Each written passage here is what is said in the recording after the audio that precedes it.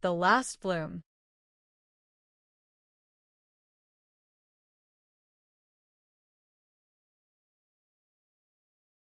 The first frost crept in slowly, silvering the edges of Charlotte's flower beds, brushing each petal with a whisper of sleep.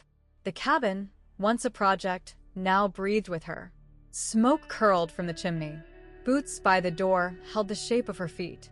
Even the creek, slowed but not silenced, sang low lullabies as winter approached. Charlotte had lived 100 lifetimes in that little hospital, more lives than anyone would ever know.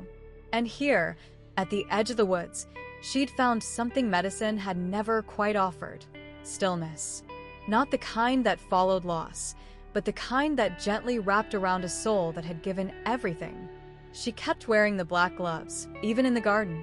Some habits were less about memory and more about presence.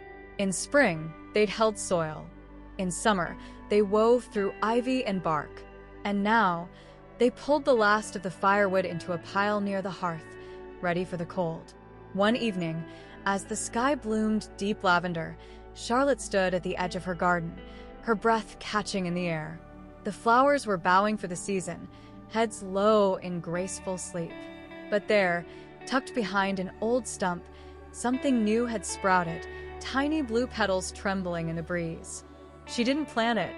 Nature did. She knelt down slowly, touched it gently with a gloved hand, and smiled. "I see you," she whispered. Later that night, wrapped in a quilt and resting by the fire, Charlotte wrote a letter to no one in particular. Or maybe to someone who might one day find the cabin and wonder who had lived there. "I spent my life holding hands through pain and joy. And when I came here, I learned how to hold my own. If you find this place, plant something.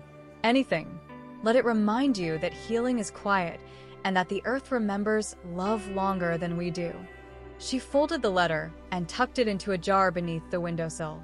Outside, the snow began to fall, soft and slow, covering everything in hush. And inside, in the gentle glow of the fire, Charlotte closed her eyes. Not to sleep, just to listen.